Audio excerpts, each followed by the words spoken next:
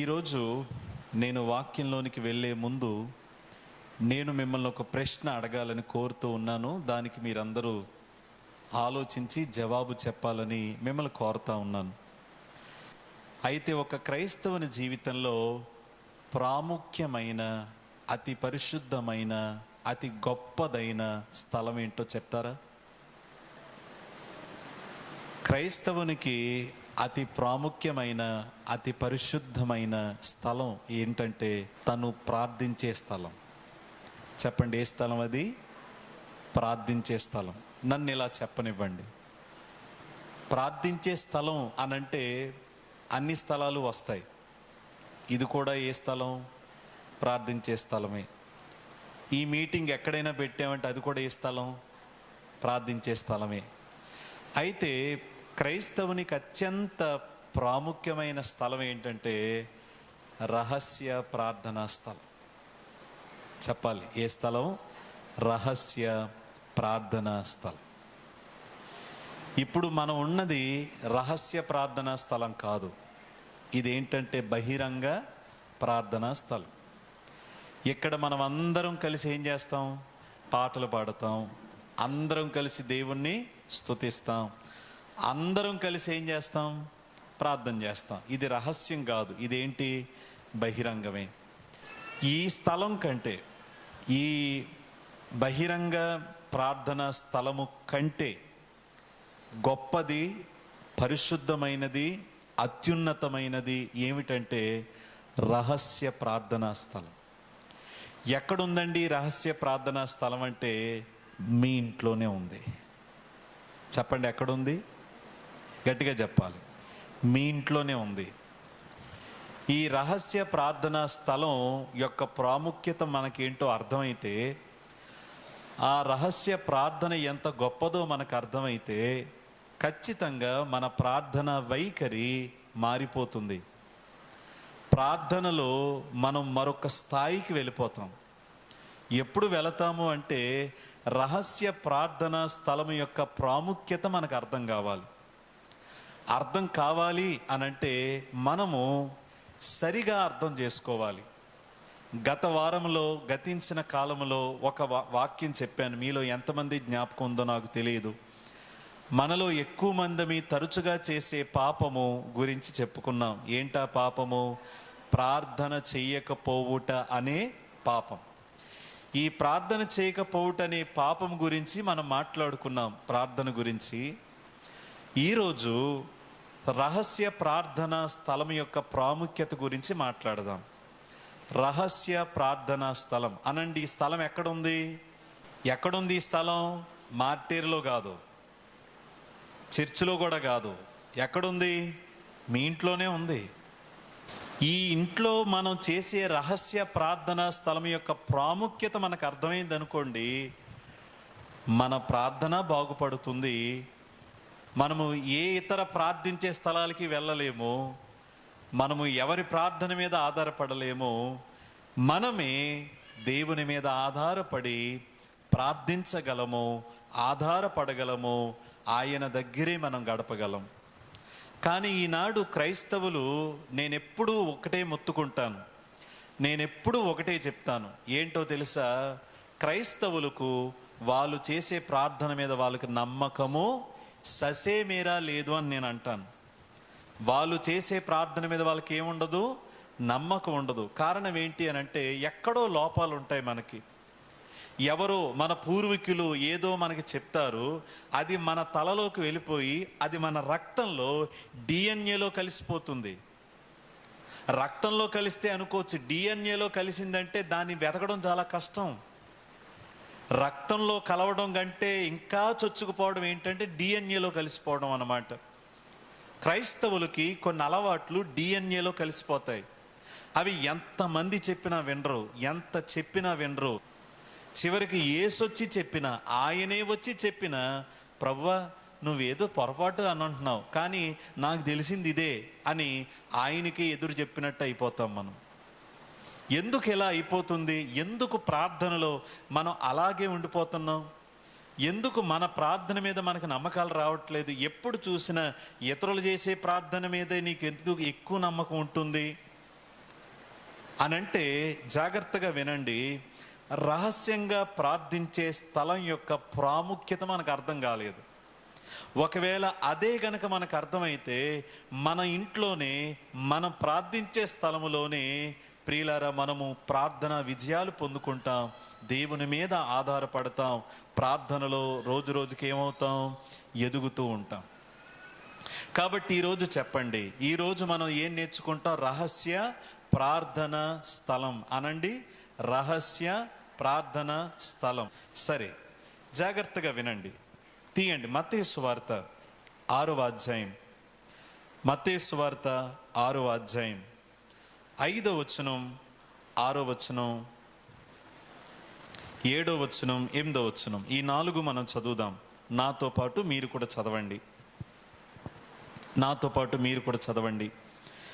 మరియు మీరు ప్రార్థన చేయనప్పుడు వేషధారుల వలె ఉండవద్దు, మనుషులకు కనబడవలనని సమాజ మందిరములలోనూ వీధుల మూలలలోనూ నిలిచి ప్రార్థన చేయుట వారికి ఇష్టం. వారు తమ ఫలము పొంది ఉన్నారని నిశ్చయముగా మీతో చెప్పుచున్నాను. నీవు ప్రార్థన చేయునప్పుడు నీ గదిలోనికి వెళ్ళి తలుపు వేసి రహస్యమందున నీ తండ్రికి ప్రార్థన చేయము. అప్పుడు రహస్యమందు చూచు నీ తండ్రి నీకు ప్రతిఫలమిచ్చును. మరియు మీరు ప్రార్థన చేయనప్పుడు అన్యజనుల వలె వ్యర్థమైన మాటలు వచింపవద్దు. విస్తరించి మాట్లాడుట వలన తమ మనవి వినబడునని వారు తలంచుచున్నారు. మీరు వారి వలె ఉండకుడి. మీరు మీ తండ్రిని అడగక మునుపే మీకక్కరగా ఉన్నవేవో ఆయనకు తెలియను. సరే, నా వైపు చూడండి. మనం ఎన్ని వచనాలు చదువుకున్నాం? 4 వచనాలు. ఈ 4 వచనాల్లో యేసుక్రీస్తు ప్రార్థన గురించి ఆయన చెప్పిన విషయాలు కొన్ని ఉన్నాయి. ఆయన 2 విషయాలు ప్రాముఖ్యంగా చెప్తున్నాడు. ఏంటంటే, ఏది నిజమైన ప్రార్థనో చెప్తున్నాడు, ఏది నిజం కాని ప్రార్థనో చెప్తున్నారు. చెప్పండి, ఏది నిజమైన ప్రార్థన, ఏది నిజము కాని ప్రార్థన? అందరూ నా వైపు చూడండి. ఒకవైపు నిజమైన, అసలైన, ప్రభావవంతమైన, అద్భుతమైన ప్రార్థన ఒకవైపు ఉంది. మరోవైపు ఏమో నిజం కానిది, మోసకరమైనది, అబద్ధమైనది, ఎవ్వరికీ ఉపయోగం లేనిది, ప్రభావం లేని ప్రార్థన ఒకవైపు ఉంది. ఇప్పుడు మనం నిజమైన ప్రార్థనలో ఎదగాల, నిజం కాని ప్రార్థనలో ఎదగాల? నిజమైన ప్రార్థనలోనే మనం ఎదగాలి. ఎప్పుడైతే అలా ఎదుగుతామో ఖచ్చితంగా మన ప్రార్థనా జీవితం బలపడుతుంది. ఒకసారి అందరూ నా వైపు చూడండి. రహస్య ప్రార్థనా స్థలం ఎందుకు ప్రాముఖ్యమైనది అనంటే వరుసగా కొన్ని చెప్తాను. ఒక క్రైస్తవునికి అతను ఎన్ని కూడికలకు వెళ్ళినా, ఎన్ని ఆరాధన కూడికలకు వచ్చినా, ఎన్ని ఇలాంటి శనివారం కూడికలకు వచ్చినా, ఎన్ని ప్రార్థనలకు వెళ్ళినా, తన వ్యక్తిగత జీవితంలో మాత్రం రహస్య ప్రార్థనా స్థలం లేకపోతే తన క్రైస్తవ జీవితం అంత ప్రభావితంగా ఏమీ ఉండదు. అతను శోధనలో పడిపోతూ ఉంటాడు. అతను ప్రియులారా లేక ఆమె ప్రభావం లేని క్రైస్తవులుగా ఉంటారు. వారు దేవుని అవసరాలు తీర్చలేరు, వారు దేవుని కొరకు జీవించలేరు, వారు దేవునిలో మున్ముందుకు ఎదగలేరు. కారణం ఏంటంటే అన్నీ చేస్తున్నారు కానీ చెయ్యాల్సింది వారు చెయ్యట్లేదు. ఏంటంటే అన్నీ చేస్తున్నాం కానీ రహస్యంగా ఆయనతో గడపటం లేదు. ఓ మాట చెప్తున్నాను, నిజమైన, అసలైన, సిసలైన క్రైస్తవ జీవితానికి పునాది ఏంటండి అంటే నీవు చేసే రహస్య ప్రార్థనే. దీనికి వేరే ఆల్టర్నేట్ లేదు. మరొకరు నీ కోసం ప్రార్థించిన, సేవకుడు నీ కోసం ప్రార్థించిన ఆ ప్రార్థన ఫలితం ఉంటుంది, పనికొస్తుంది. కానీ నీ కొరకు ఎంతమంది చేసి నువ్వు ప్రార్థించకపోయినా ఆ ప్రభావం నీకు రాదు, ఆ ప్రభావం నీకు రాదు. ఓ మాట అడిగిన, నీకు ఆకలేస్తుంది, నీకు ఆకలేస్తుంది, నీ తరపున నీ భర్త భోంచేసిన, నీ పిల్లోడు భోంచేసిన, నీ పాప భోంచేసిన, మీ పాస్టర్ గారు భోంచేసిన నీ ఆకలి తీరుద్దా? మిమ్మల్ని తీరుద్దా? తీరదు. నీ ఆకలి తీరాలంటే ముందు ఎవరు చెయ్యాలి? నువ్వే చెయ్యాలి. భోజనం నువ్వే చెయ్యాలి. నీ తరపున ఎంతమంది తిన్నా, అది ఎవరైనా కావచ్చు, నీ కుటుంబీకులు కావచ్చు, నీ బంధుమిత్రులు కావచ్చు, పాస్టర్ గారు కావచ్చు, నువ్వు బాగా టీవీల్లో చూస్తావే ఆ పాస్టర్ గారు కావచ్చు, ఆయన వచ్చి భోజనం చేసినా నీ ఆకలి తీరదు. నీ ఆకలి తీరాలంటే నువ్వే భోజనం చేయాలి. నీ ఆకలి తీరాలంటే నువ్వే భోజనం చేయాలి. నీ క్రైస్తవ జీవితం ప్రభావితంగా ఉండాలంటే నీ కోసం ఎంతమంది ప్రార్థన చేసినా అదంత ప్రభావితంగా ఉండదు. కానీ నువ్వు ప్రార్థన చేస్తే, నీవు రహస్యంగా దేవునితో గడిపితే ఆ జీవితం చాలా ఎలా ఉంటుందంటే ప్రభావితంగా ఉంటుంది. కాబట్టి ప్రియులారా, అందుకే క్రైస్తవ జీవితం అనేది బహిరంగ జీవితం, రెండోది రహస్యమైన జీవితం. ఒక ఆయన ఇలా చెప్తాడు, రహస్య జీవితం బాగుంటే బహిరంగ జీవితాల్లో విజయాలు చూస్తాం, రహస్య జీవితం బాగోపోతే బహిరంగ జీవితంలో ఓడిపోతాం అన్నాడు. చెప్పండి నాతో కలిసి, రహస్య జీవితంలో బాగుంటే బహిరంగ జీవితంలో ఏం సాధిస్తాం? విజయాలు సాధిస్తాం. అది పాపాన్నైనా శోధననైనా దేవుని కోసం ఏదైనా మనం చేయగలం, విజయం సాధిస్తాం. అలాగే రహస్య జీవితంలో బాగోపోతే మనము బహిరంగ జీవితంలో ఏమైపోతామంట? ఓడిపోతాం, నిరాశ పడతాం, అపవాది శోధనలకు లొంగుతాం, ఎంత శోధనలైనా పడతాం. కాబట్టి రహస్య ప్రార్థనా స్థలం యొక్క ప్రాముఖ్యత ఎందుకు మనం తెలుసుకోవాలంటే, అది నీకు ప్రభావితమైన క్రైస్తవ జీవితాన్ని ఇస్తుంది, అది నీకు పాపంపై శోధనపై జయాన్ని ఇస్తుంది, అది నీవు దేవుని కొరకు జీవించడానికి నీకు తోడ్పడుతుంది. కాబట్టి ఇప్పుడు చెప్పండి, మన కోసం ఎవరైనా ప్రార్థన చెయ్యాలా, మనమే చెయ్యాలా? చెప్పాలి, మనమే చెయ్యాలి. ఇంకా బాగా చెప్పాలంటే ఏం చెప్పుకోవాలి మీరు? నేనే చెయ్యాలి, నేనే చెయ్యాలి. నీవు సరిగా ప్రార్థించకుండా, నీవు దేవునితో గడపకుండా, నీ కొరకు ఇక్కడున్న సంఘ బిడ్డలందరూ ప్రార్థించిన, మీ సేవకున్నైనా నేను ప్రార్థించిన, లేక నీకు తెలిసిన సేవకులు ప్రార్థించిన, లేక ప్రపంచ ప్రఖ్యాతగాంచిన సేవకులు ప్రార్థించిన, నీవు ఖచ్చితంగా శోధనలోనే ఉంటావు. నీ ప్రార్థనా జీవితం బాగుపడదు. నీవు ఎక్కడున్నావంటే అక్కడే ఉండిపోతావు. కాబట్టి రహస్య ప్రార్థనా స్థలం ఇప్పుడు కొందరికే ఉండాలా, అందరికీ ఉండాలా? కొందరికా? ఏమండి మిమ్మల్ని కొంతమంది మాట్లాడట్లేదు అంటే మౌనాన్ని అంగీకారం అనుకున్నా నేను. చెప్పాలి మీరు, రహస్య ప్రార్థనా జీవితం అనేది కొందరికే ఉండాలా, అందరికీ ఉండాలి? అందరికీ ఉండాలి. అంటే ప్రతి క్రైస్తవునికి ఏముండాలి? రహస్య ప్రార్థన స్థలం ఉండాలి. ఎక్కడుంది ఈ స్థలం? మన ఇంట్లోనే ఉంది. ఎక్కడో ఉందంటే అనుకోవచ్చు, మళ్ళీ ఎక్కడో ఉంది, ఎక్కడికో వెళ్ళి ప్రార్థన చేయాలంటే మనకు కుదరకపోవచ్చు. ఇంతకీ ఎక్కడుంది? మన ఇంట్లోనే ఉంది. మన ఇంట్లో ఉన్నా కూడా మనకు అర్థం కాదు.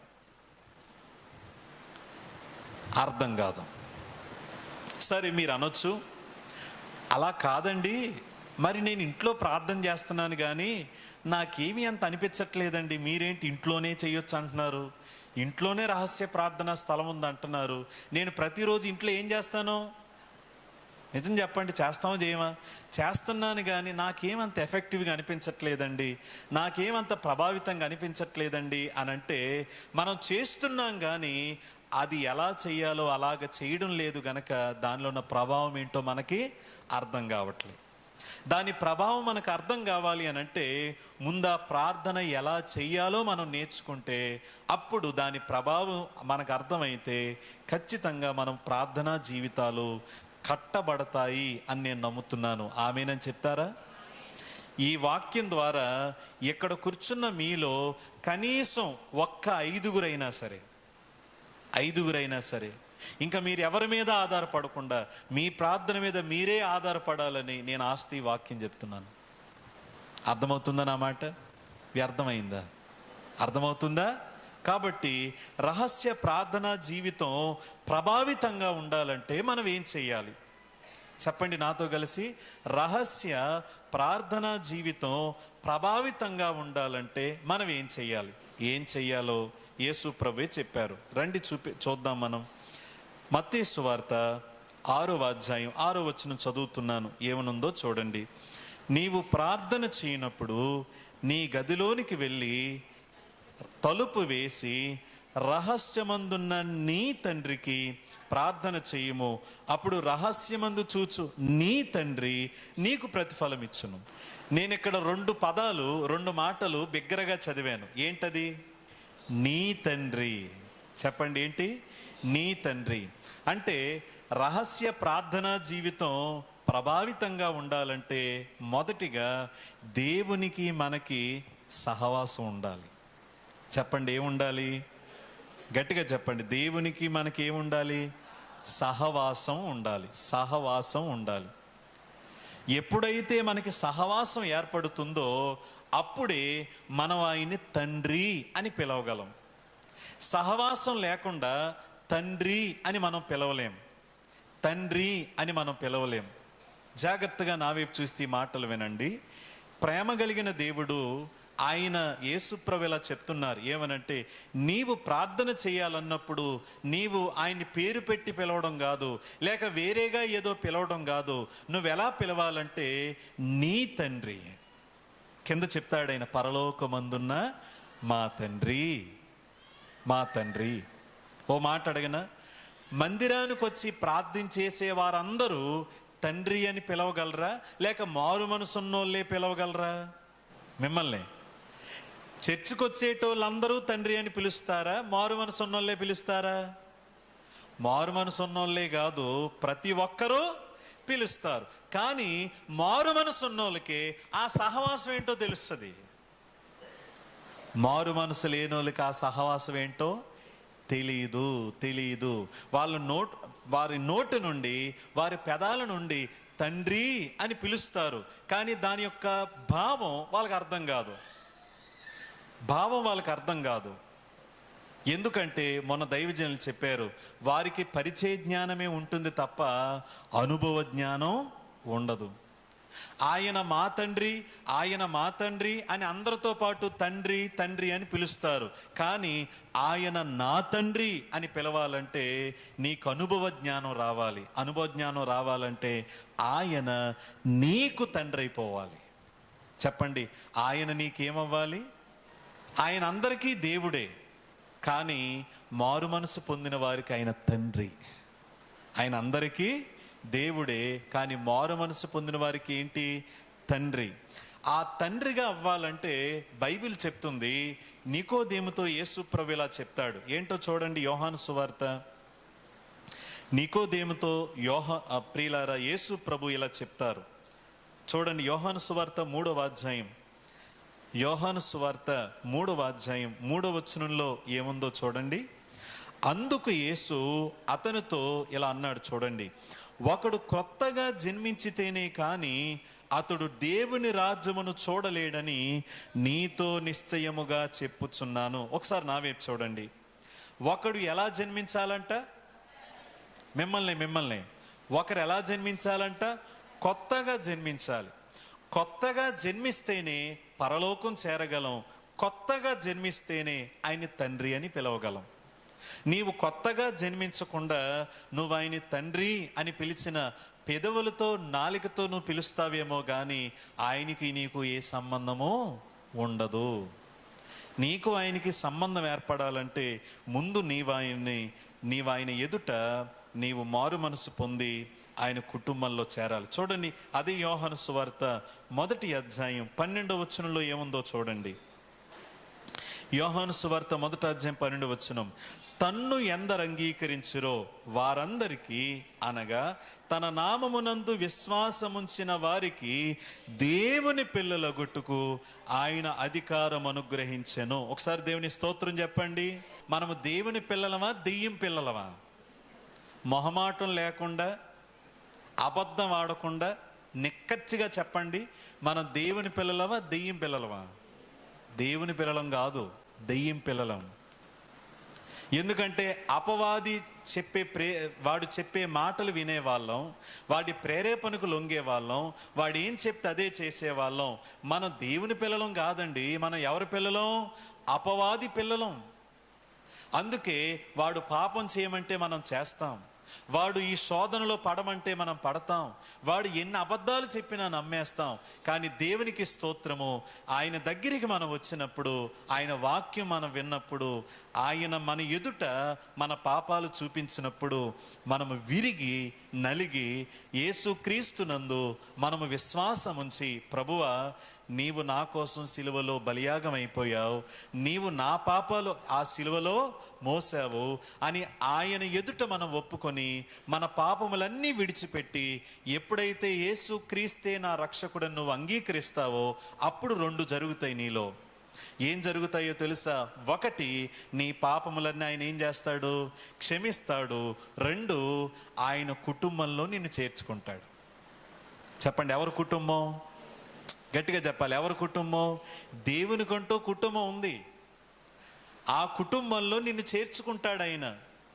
ఎప్పుడంటే యేసుక్రీస్తు నీ రక్షకుడు నువ్వు అంగీకరిస్తే, యేసుక్రీస్తు నీ పాపముల కొరకే చనిపోయాడని, యేసుక్రీస్తు నీ కొరకే ఆయన శిక్ష పొంది తిరిగి లేచాడని, యేసుక్రీస్తు నీ పాపములన్నీ సిలువలో ఆయన భరించాడని నీవు నమ్మి విశ్వసించి ఆయనే నీ రక్షకుడు నువ్వు ఎప్పుడైతే ఒప్పుకుంటావో రెండు జరుగుతాయి. ఒకటి, నీ పాపాలు క్షమిస్తాడు. రెండు, ఆయన కుటుంబంలో నిన్ను సభ్యునిగా చేర్చుకుంటాడు.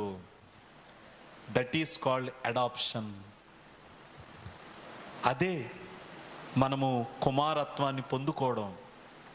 అదే మనము ప్రియులార దేవుని పిల్లలుగా మారడం. ఒకప్పుడు ఎవరి పిల్లలం అని చెప్పాము అక్కడ? దేవుని పిల్లలమా దెయ్యం పిల్లలమా? దెయ్యం పిల్లలం. మరి దెయ్యం పిల్లలం కాస్త దేవుని పిల్లలుగా ఎలా మారిపోయామండి అంటే ఏమీ కాదు, మన కొరకు బలియాగమైన యేసుక్రీస్తు నా రక్షకుడని ఆయన మీద ఏముంచాం? మనం విశ్వాసం ఉంచాం. ఆయనే నా దేవుడని ఆయనను మన హృదయపూర్వకంగా అంగీకరించాం. ఎప్పుడైతే అది జరుగుతుందో నీవు నీ పాపాల నుంచి విడిపించబడతావు. రెండు, నీవు దేవుని కుటుంబంలో సభ్యునిగా సభ్యురాలుగా మారతావు. స్తోత్రం చెప్పండి ఒకసారి. ఎప్పుడైతే ఇలా ప్రార్థన చేస్తామో మనం దేవుని కుటుంబంలో జాయిన్ అవుతాం. దేవుని కుటుంబంలో ఎవరుంటారో తెలుసా? అందరూ ఉంటారు. చెప్పండి, ఎవరుంటారు అంటే యేసు క్రీస్తునందు ఎవరైతే విశ్వాసం ఉంచారో వారిది ఏ కులమైనా, ఏ మతమైనా, ఏ జాతైనా, ఏ రంగైనా వాళ్ళందరూ ఒకే కుటుంబంలో సభ్యులైపోతారు. చెప్పండి, ఒకే కుటుంబంలో ఏమైపోతారు? సభ్యులైపోతారు. ఇక్కడ మారు మనసు పొందిన వారు ఉన్నారు కదా, ఓ మాట అడిగిన, మారు మనసు పొందిన వారందరిది బ్యాక్గ్రౌండ్ ఒకటేనా? ఒక్కొక్కరిది ఒక్కో బ్యాక్గ్రౌండా? ఒక్కొక్కరిది ఒక్కో బ్యాక్గ్రౌండ్, ఒక్కొక్కరిది ఒక్కో కులం, ఒక్కొక్కరిది ఒక్కో మతం, ఒక్కొక్కరికి కొన్ని ఇష్టాలు, ఒక్కొక్కరికి ప్రియులారు కొన్ని వంశాలు. వాళ్ళు వేరైనా, వాళ్ళ తండ్రులు వేరైనా, వాళ్ళ వంశం వేరైనా, వారి కులం వేరైనా, వాళ్ళ మతం వేరైనా, యేసుక్రీస్తునందు విశ్వాసం ఉంచితే అందరూ ఒక్కడైపోతారు.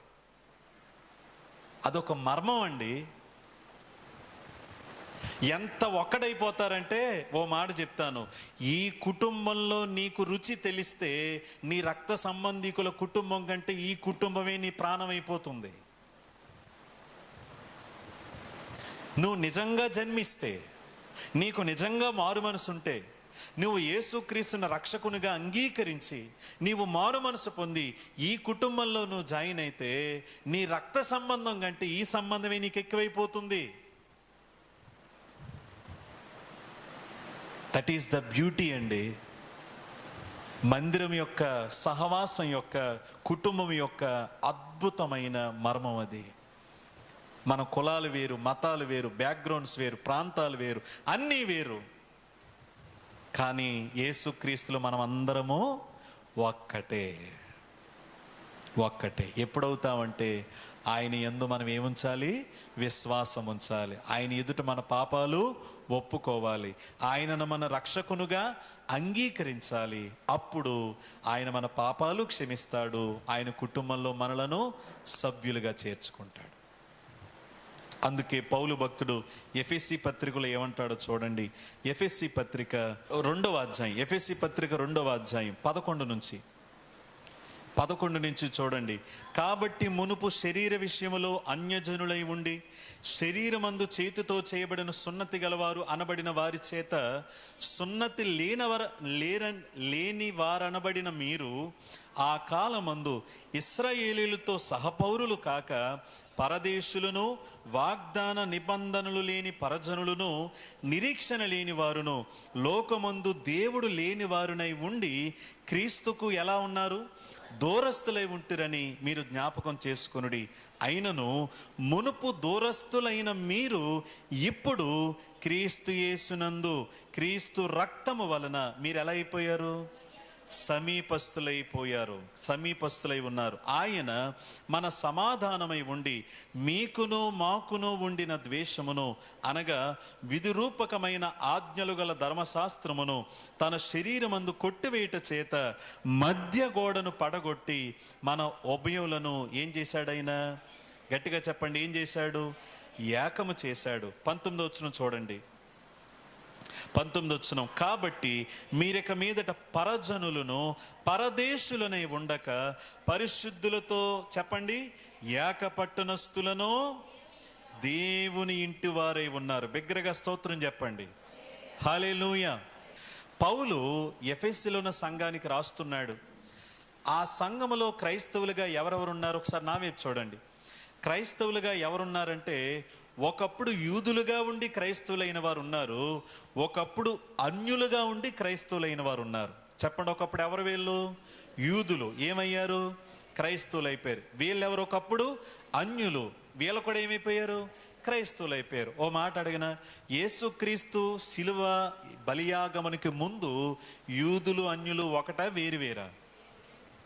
మిమ్మల్ని యూదులకి అన్యులకి సహవాసమో లేదు, యూదులకి అన్యులకి సాంగత్యమో లేదు. కానీ జాగ్రత్త వినండి. ఇక్కడ వీరు యూదులు, వీరు అన్యులు. వీరికి సంబంధం లేదు. పైగా వీరు సున్నతి పొందారు, వీరికి సున్నతి లేదు. వీరికి వాగ్దానాలు ఉన్నాయి, వీరికి ఏ వాగ్దానాలు లేవు.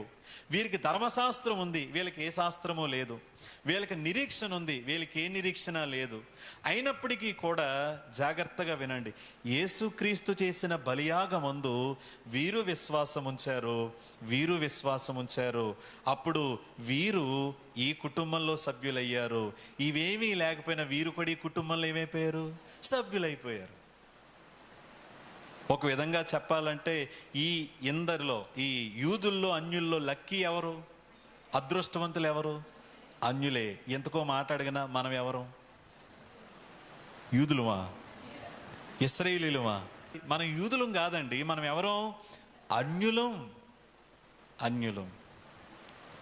కానీ అన్యులమైన మనం, యూదులైన వారు ఎవరు యేసు ప్రభునందు విశ్వాసం ఉంచిన, అది అన్యులైన, యూదులైన, బౌద్ధ మతస్థులైన, హిందువులైన, ముస్లింలైన, ఈ ప్రపంచంలో మతాలుగా చెప్పబడిన వారు ఎవరైనా యేసునందు విశ్వాసం ఉంచారంటే ఏకపట్టణస్థులైపోతారు, ఒకే కుటుంబంలో సభ్యులైపోతారు.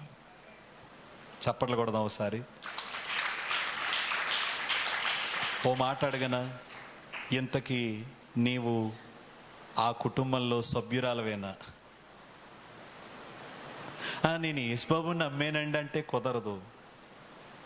ఈ రుచి నీకు తెలియాలంటే ముందు నీ పాపములు నీకు అర్థమయ్యి, ఆ పాపములన్నీ నీ కోసం విడిపించటానికి ఎవరొచ్చారు? నీ కోసం యేసుక్రీస్తు వచ్చాడని నువ్వు ఎవరి వైపు చూడాలి? ఆయన వైపు చూసి నీ పాపములన్నీ ఒప్పుకొని ఆయన ఎదుట పశ్చాత్తాపడి ఆయన నీ రక్షకునిగా అంగీకరిస్తే నీ పాపాలు క్షమించి వేస్తాడు. నీవు ఎంత పాపివైనా నిన్ను క్షమించి ఈ కుటుంబంలో ఒక సభ్యునిగా నిన్ను చేరుస్తాడు. ఎప్పుడైతే నీలో ఇది జరిగి నీవు కుటుంబంలో సభ్యుడు అయిపోతావో, ఓ మాట అడగనా, ఓ తండ్రికి కుటుంబంలో 10 మంది పిల్లలు ఉన్నారనుకోండి, 10 మంది పిల్లలు ఏమని పిలుస్తారు? మిమ్మల్ని పెద్ద కొడుకేమో నాన్న, చిన్న కొడుకేమో మావయ్య అంటాడా? ఏమంటాడు? చెప్పండి. నాన్ననే అంటాడు, తండ్రిని అంటాడు. ఎందుకంటే కుటుంబంలో ఉన్న వాళ్ళందరూ ఒకటే గనక ఎవరికైనా అతను ఏమవుతాడు? తండ్రే అవుతాడు. కాబట్టి ఆయన ప్రియులార దేవుడు సేవకులకి దగ్గర కాడు, విశ్వాసులకి దూరం కాడు. కారణం ఏంటంటే మీరు పిల్లలే, నేను కూడా ఎవరిని? పిల్లోన్నే. నేను తండ్రి అనే పిలుస్తాను, ఏమని పిలుస్తారు? తండ్రి అనే పిలుస్తారు. కాబట్టి ఆయన ఒకరి దగ్గర కాదు, ఒకరి దూరం కాదు, అందరికీ ఆయన సమీపంగా ఉన్నాడు. అయితే ఒక మాట, ఆ సమీపమై ఉన్న దేవుడు నీ తండ్రి అయితే, నువ్వు ఆయనకి కుమార్తె అయిపోతే, నువ్వు ఆయనకు కుమారుడు అయిపోతే, ఆయనకి నీకేం ఏర్పడుతుంది? చెప్పాలి గట్టిగా, సంబంధం, సహవాసం. ఎప్పుడైతే ఆయనకి నీకు సంబంధం ఏర్పడుతుందో, నీకు రహస్య ప్రార్థన జీవితం మీద ప్రేమ పెరుగుద్ది. ఇప్పుడు నేను ఎవరి దగ్గరికి వెళ్ళాలి?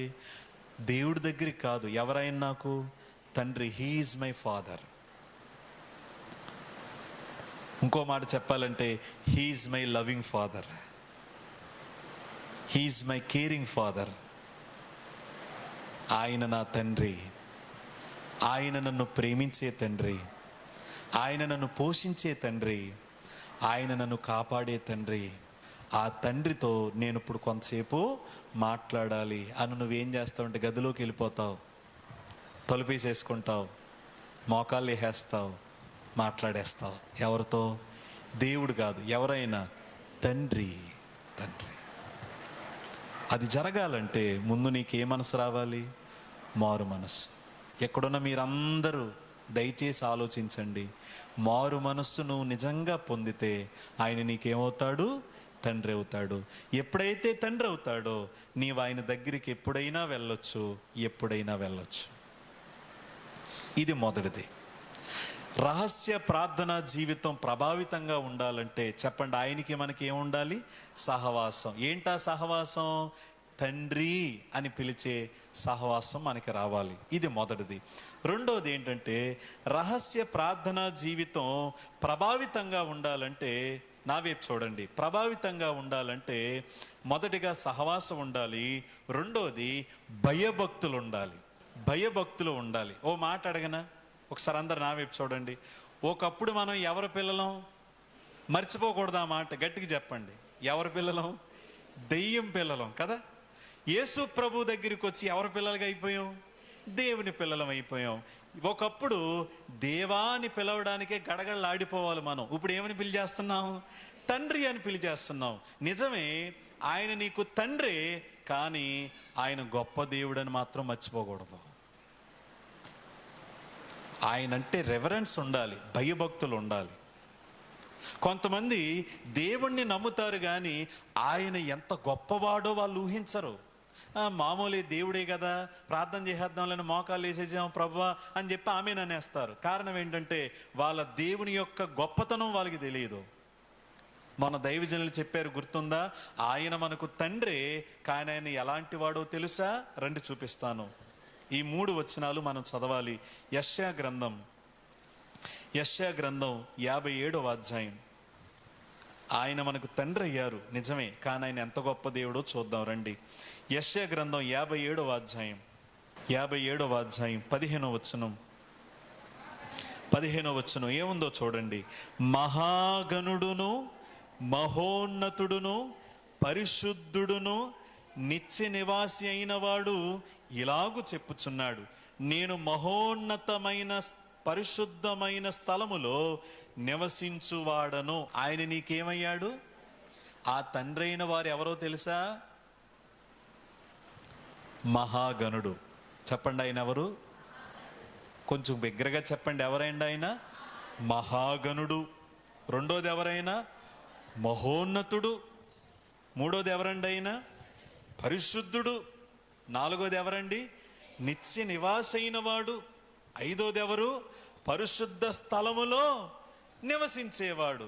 ఎంతగా నువ్వెవరు? మిమ్మల్ని. ఆయన మహాగణుడు, మహోన్నతుడు, పరిశుద్ధ స్థలములో నివసించేవాడు, నిత్యము ఉండేవాడు. మరి నువ్వు గట్టిగా ఎండొస్తే ఉండలేవు. మహా అయితే 40, 50, 70, 80, 90, మహా అయితే సెంచరీ, 100 సంవత్సరాలు అయితే ఉండవు నువ్వు. ఆయన్ని అసలు ఆయన డాడీ అయిపోయారు, మనకి తండ్రి అయిపోయారు, కానీ ఆయనకి మనకి పోలిక ఎక్కడ ఉందండి? ఆయన మహాగణుడు, మహోన్నతుడు, పరిశుద్ధుడు, నిత్య నివాసి అయిన వాడు, ఆ గొప్ప దేవుడు ఆయన. ఆ కింద మళ్ళీ చదువుదాం ఒకసారి, కొంచెం వెనక్కి రండి. యెషయా గ్రంథం 6వ అధ్యాయం తీయండి. చూడండి, మొదటి నుంచి చదువుతున్నాను. రాజైన ఉజ్జియా మృతి పొందిన సంవత్సరమున అత్యున్నత సింహాసనమందు ప్రభువు ఆసీనుడై ఉండగా నేను చూచి తిని, ఆయన చొక్కాయి అంచులు దేవాలయము నిండుకొనెను. ఆయనకు పైగా శరాపులు నిలిచి ఉండిరి. ఒక్కొక్కరికి 6 రెక్కలుండెను. ప్రతి వాడు 2 రెక్కలతో తన ముఖమును, రెంటితో తన కాళ్ళను కప్పుకొనుచు రెంటితో ఎగురుచుండెను. వారు సైన్యములకు అధిపతియగు యెహోవా పరిశుద్ధుడు, పరిశుద్ధుడు, పరిశుద్ధుడు, సర్వలోకము ఆయన మహిమతో నిండి ఉన్నది అని గొప్ప స్వరముతో గాన ప్రతిగానములు చేయుచుండిరి. వారి కంఠ స్వరము వలన గడప కమ్ముల పునాదులు కదులుచు మందిరము ధూపము చేత నిండగా. యెషయా చూసిన దర్శనం. ఆ దర్శనంలో ఆయన ఏం చూస్తున్నాడంటే, ప్రియులారా, ఆ మందిరములో దేవుడు సింహాసనం మీద ఆసీనుడై ఉన్నారట. మధ్యలో సింహాసనం ఉంది. మహిమగల దేవుడు ఆసీనుడై ఉన్నాడు. చుట్టూరు శరాపులు ఉన్నారు. ప్రియులారా, వారు దేవునికి పాటలు పాడుతున్నారు, గాన ప్రతిగానాలు చేస్తూ ఉన్నారు.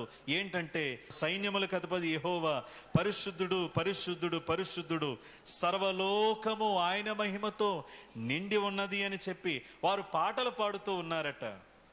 ఇక్కడ ఒక పిక్చర్ ఉంది. ఏంటా పిక్చర్ అంటే, నా వైపు చూడండి. వాళ్ళు ఎన్ని రెక్కలు ఉన్నాయి? 6 రెక్కలు ఉన్నాయి.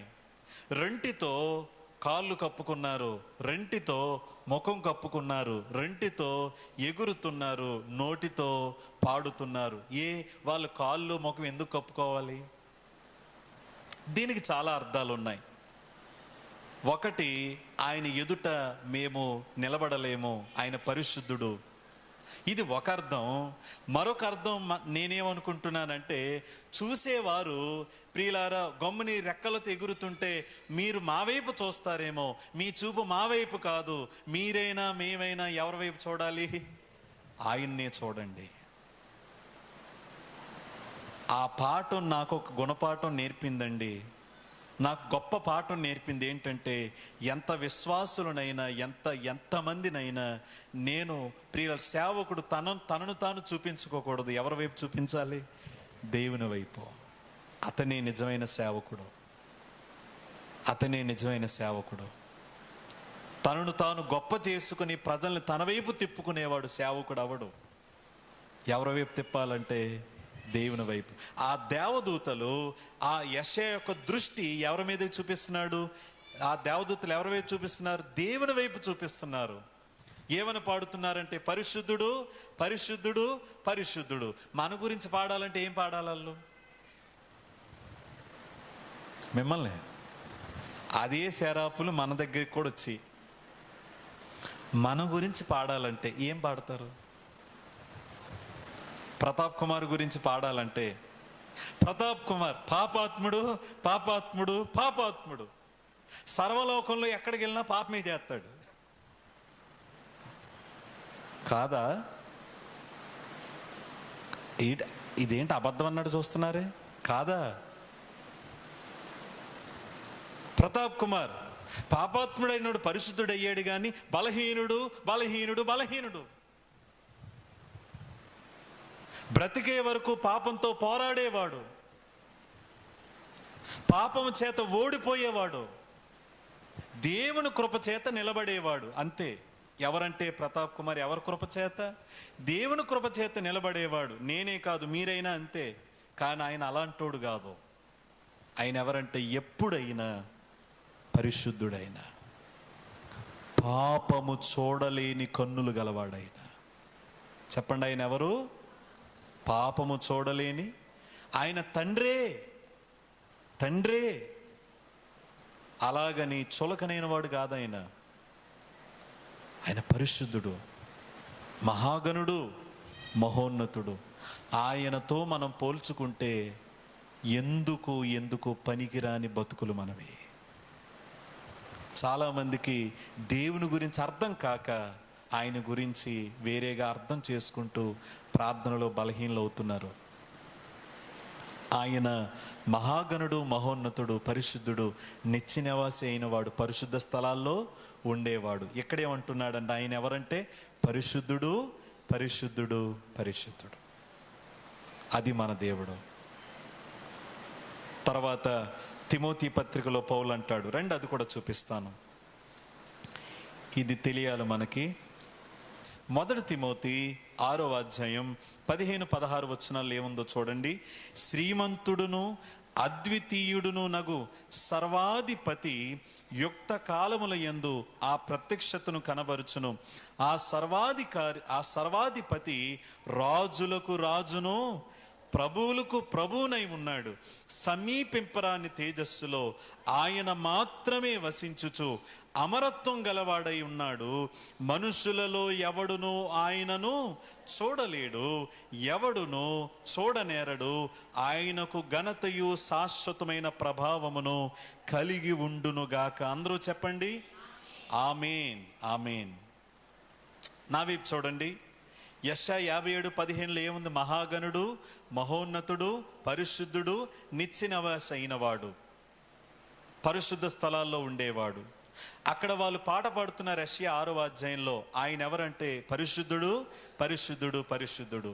ఇక్కడ పౌలు చెప్తున్నాడు ఎవరంటే ఆయన శ్రీమంతుడును అద్వితీయుడును సర్వాధిపతి, తర్వాత రాజులకు రాజు, ప్రభువులకు ప్రభు, తర్వాత ఎవరంటే ఆయన సమీపించరాని తేజస్సులో ఆయన మాత్రమే వసించే దేవుడు, అమరత్వం కలిగిన దేవుడు.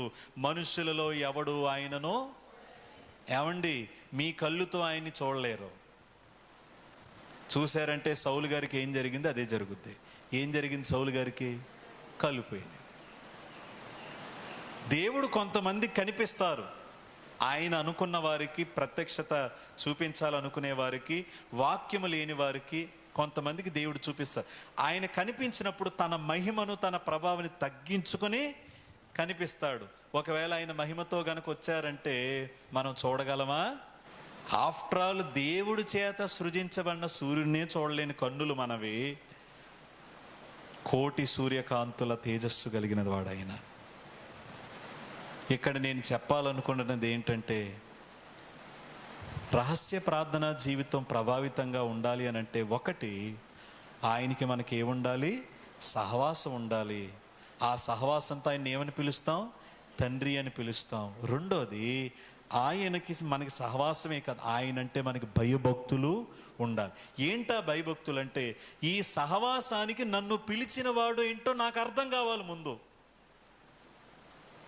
ప్రార్థన చేయి, ప్రార్థన చేయి, ప్రార్థన చేయి అంటే కుదరదు. ఇంతకే నువ్వెవరికి ప్రార్థన చేస్తున్నావో ఆ గొప్పవాడు నీకు అర్థం కావాలి. ఆయన మహోన్నతుడు, ఆయన పరిశుద్ధుడు, ఆయన సర్వాధిపతి, ఎవరూ సమీపించరాని తేజస్సులు ఆయనే ఉండేవాడు. అలాంటి దేవుడు నన్ను ఆహ్వానిస్తున్నాడు. ఓ ప్రతాప్ కుమారు రా, నేను నీతో మాట్లాడతాను.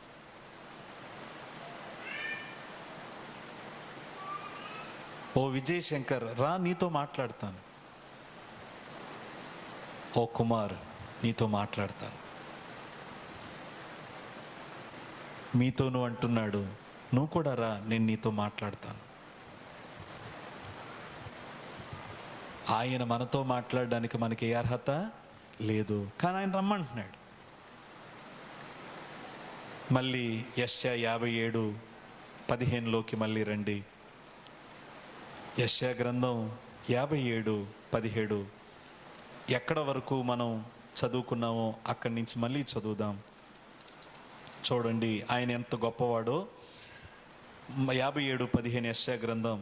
మహాగణుడును, మహోన్నతుడును, పరిశుద్ధుడును, నిత్య నివాసి అయిన వాడు ఇలాగూ సెలవిచ్చుచున్నాడు, నేను మహోన్నతమైన పరిశుద్ధ స్థలములో నివసించువాడను అయినను. చెప్పండి ఏంటంట? ఏమన్నాడు అక్కడ?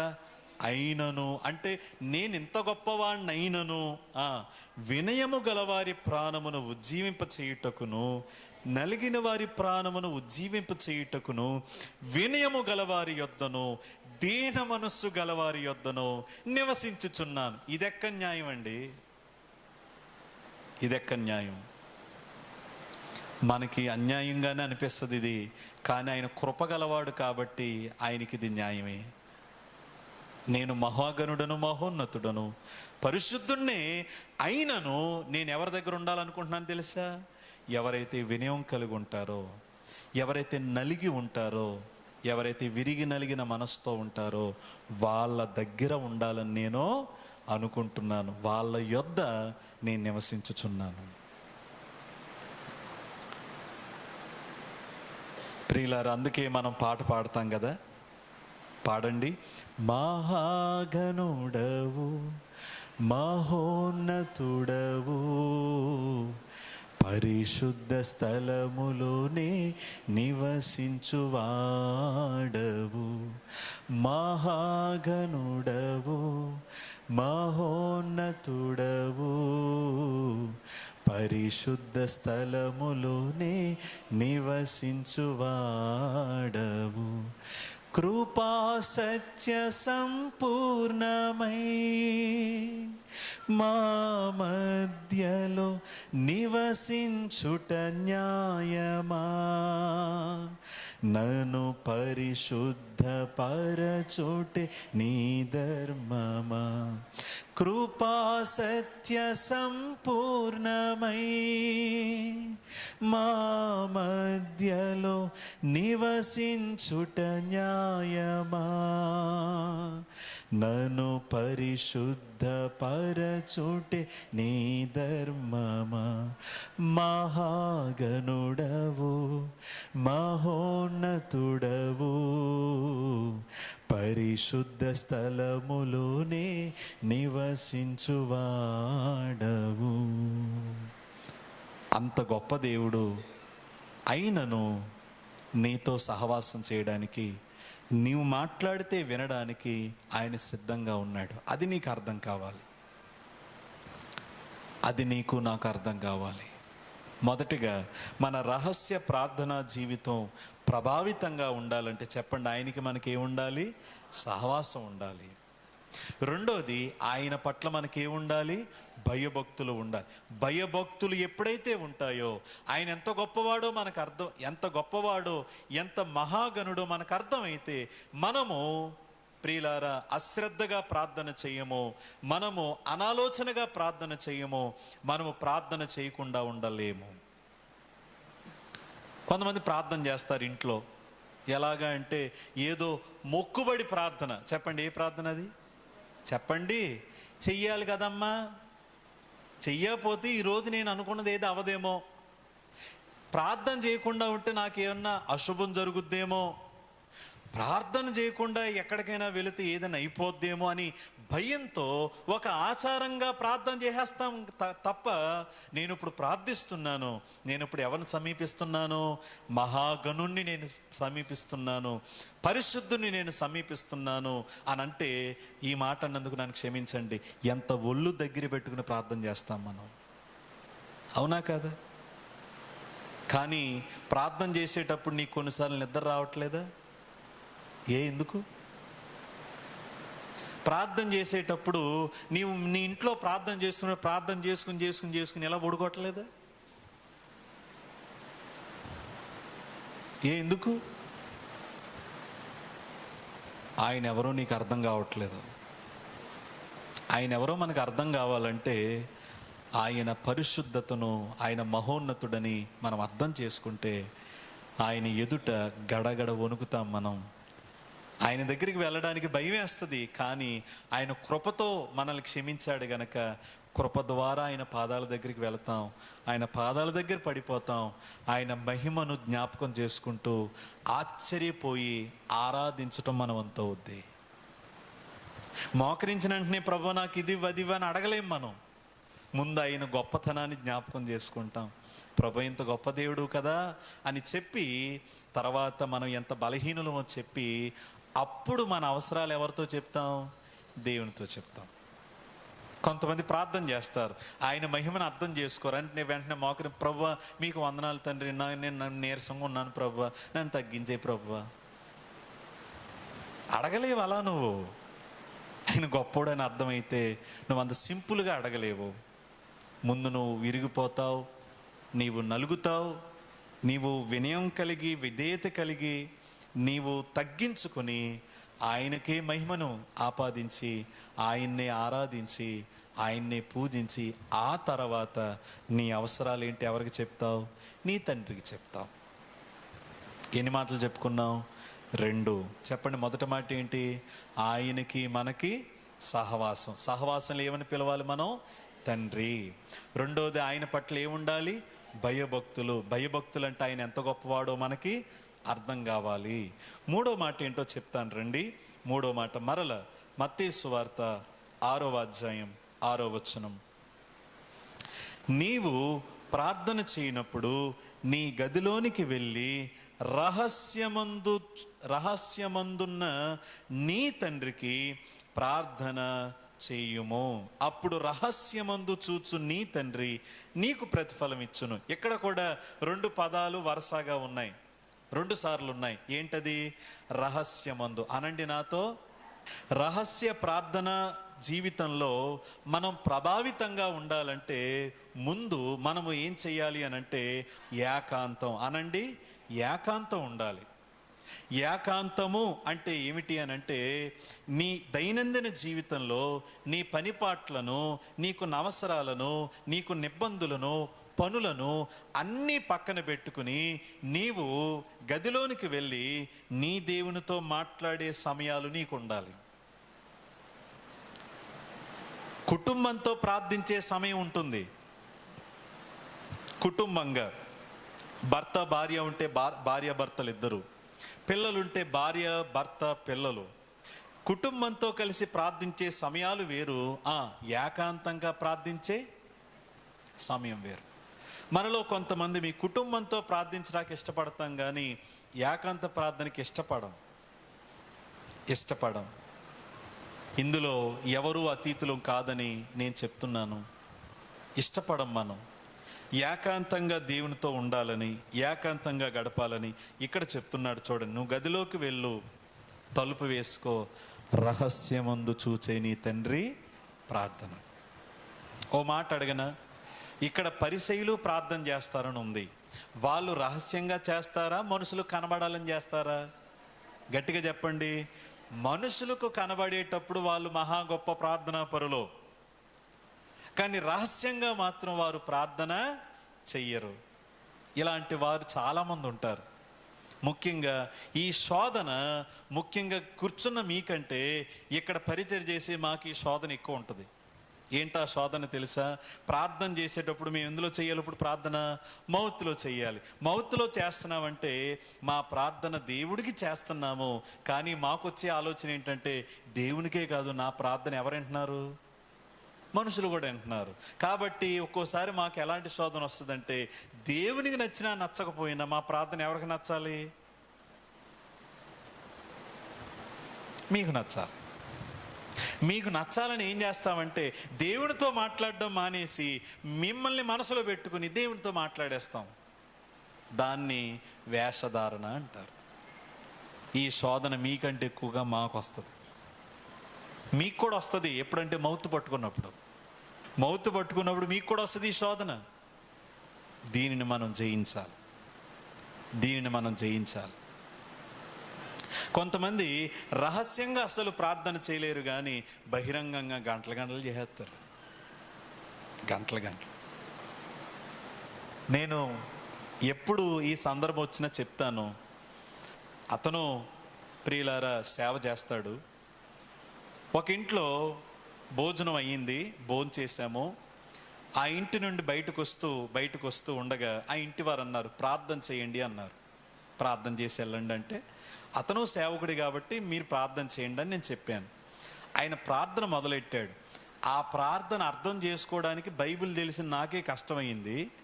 అక్కడ ప్రార్థనలు ఏకీవించే వాళ్ళు ఎవరంటే వాళ్ళ ఇంటి సభ్యులు ఉన్నారు, వారి బంధువులు ఎవరో ఉన్నారు. వాళ్ళందరూ ముందు కనీసం 10 నిమిషాలు ప్రార్థన చేశాడు అతను. ఎన్ని నిమిషాలు? గట్టిగా చెప్పండి. 10 నిమిషాలు. ఆ 10 నిమిషాల ప్రార్థన అర్థమయ్యేదా, అర్థం కానిదా? అర్థం కానిది. ఎందుకు చేశాడంటే, నేనెంత ప్రార్థనా పరుణ్ణో మీకు తెలుసా? నాకెన్ని పదాలు వచ్చో మీకు తెలుసా? నేను ఎంతగా ప్రార్థన చేయగలనో మీకు తెలుసా అని చుట్టూరు ఉన్న మాకు అర్థం కావాలని అతను ఎవరి కోసం చేశాడు ప్రార్థన అంటే దేవునితో కాదు, ఎవరి కోసం? మా కోసం. నాకు తెలుసు, నేను గ్యారంటీగా చెప్తాను, అక్కడ 10 నిమిషాలు ప్రార్థన చేశాడు, ఇంట్లో పట్టుమని 5 నిమిషాలు కూడా ప్రార్థన చేయడం నాకు తెలుసు. మరి అంతసేపు ఎందుకు చేయాలి అక్కడ? బికాస్ ఎవరికి కనిపించాలి? చెప్పాలి. కొంతమంది అలా ప్రార్థన చేస్తారు. మనుషులకు కాదండి మనం కనబడాల్సింది. ఎవరికి కనబడాలి? దేవునికి కనబడాలి. అయితే ఇక్కడ ఒకటి చెప్తాను, ఇక్కడ ఒక బ్యాలెన్స్ మనకు అర్థం కావాలి. ఏంటి బ్యాలెన్స్ అంటే, మనం రహస్యంగా చేసుకునే ప్రార్థన వేరు, బహిరంగంగా చేసే ప్రార్థన వేరు. రహస్యంగా అయితే నీవు నీ తండ్రి కాబట్టి ప్రభువా నీవు నేను అన్నట్టు మాట్లాడుకోవాలి. కానీ బహిరంగంగా చేసేటప్పుడు మన గురించే కాదు, అందరి గురించి చెయ్యాలి. రహస్యంగా చేసేటప్పుడు నువ్వు మౌనంగా ప్రార్థన చేయొచ్చు, బహిరంగంగా మౌనంగా చేస్తే కుదరదు. నీ ప్రార్థన దేవునికి వినబడాలి, మనుషులకి ఈ బ్యాలెన్స్ కూడా ఉండాలి. లేదు నేను దేవునితోనే మాట్లాడతానని చెప్పి మనం రహస్యంగా చేసుకున్నట్టు బహిరంగంగా చేస్తే అది సరైన ప్రార్థన కాలేదు. కాబట్టి మూడో మాట ఏంటంటే, రహస్య ప్రార్థనలో చెప్పండి ఏముండాలి మనకి? ఏకాంతం ఉండాలి, ఏకాంతం ఉండాలి. దీనికి మనకి మాదిరి ఎవరంటే ఎవరో కాదు, మన ప్రభువైన యేసుక్రీస్తు. మత్తయి సువార్త 14వ అధ్యాయంలో ఈ మాట ఉంటుంది చూడండి, 22-23. మత్తయి సువార్త 14వ అధ్యాయం 22-23 వచనాల్లో ఏముందో చూడండి. వెంటనే ఆ జన సమూహములను తాను పంపివేయునంతలో తన శిష్యులు దోణి ఎక్కి తనకంటే ముందుగా అద్దరికి వెళ్ళవలనని ఆయన వారిని బలవంతం చేసెను. ఆయన ఆ జనసమూహములను పంపివేసి ప్రార్థన చేయుటకు ఏకాంతముగా, ఎలా అంటండి? ఏకాంతముగా కొండ ఎక్కిపోయి సాయంకాలమైనప్పుడు ఒంటరిగా ఉండెను. ఆ పైనే ఒక మీటింగ్ జరిగింది. ఆ మీటింగ్లో ఎంతో మంది వచ్చారు. వారికి ఆహారం ఇచ్చారు. 5 రొట్టెలు, చెప్పాలి 5 రొట్టెలు 2 చేపలు 5,000 మంది పురుషుల కంటే ఎక్కువ మంది ఉన్న వారికి పంచిపెట్టారు. 12 గంపలు మిగిలాయి. మీటింగ్ భలే జరిగింది అనుకున్నారు. దేవుడు చేసిన ఆశ్చర్యకార్యానికి ఆశ్చర్యపోయారు. అయితే ఆయన వాళ్ళందరినీ పంపేశాడంట. శిష్యులు కూడా పంపించేశారు. ఇంతకీ ఎందుకు పంపించేశారు మీరంటే, మీరు ముందు వెళ్ళండి, నాకు టైం కావాలి. ఏంటా టైం అంటే, నాకు ఏకాంతం కావాలి, నేను నా తండ్రితో సహవాసము చెయ్యాలి.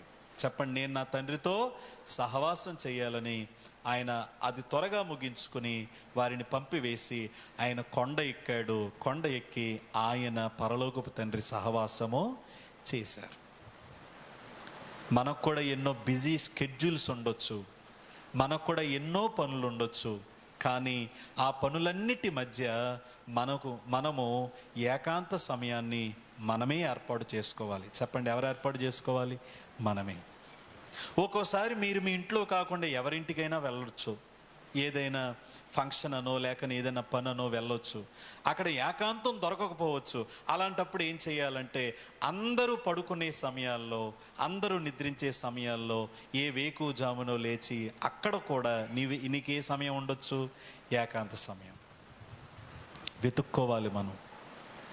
ఈరోజు నేను ఏకాంతంగా ఎవరితో గడపాలి? దేవునితో. లూకా సువార్త 5:16లో ఏముందో చూడండి. లూకా సువార్త 5వ అధ్యాయం 15-16 వచనాలు. 15-16 లూకా సువార్త 5వ అధ్యాయం 15-16. అయితే ఆయనను గూర్చిన సమాచారము మరి ఎక్కువగా వ్యాపించెను. బహుజన సమూహములు ఆయన మాట వినుటకును తమ రోగములను కుదుర్చుకొనుటకును కూడి వచ్చుచుండెను. ఆయన ప్రార్థన చేయుటకు అరణ్యంలోకి వెళ్ళారు అని ఉందా? వెళ్ళుచుండెను అని ఉందా? వెళ్ళుచుండును అంటే ఒకసారి జరిగేదా? పదే జరుగుతున్నదా? పదే జరుగుతున్నది కాబట్టి వెళ్ళారు అని లేదు. ఏమనుందంటే వెళ్ళుచుండెను. ఎందుకు చెప్పండి? ఏం చేయడానికి?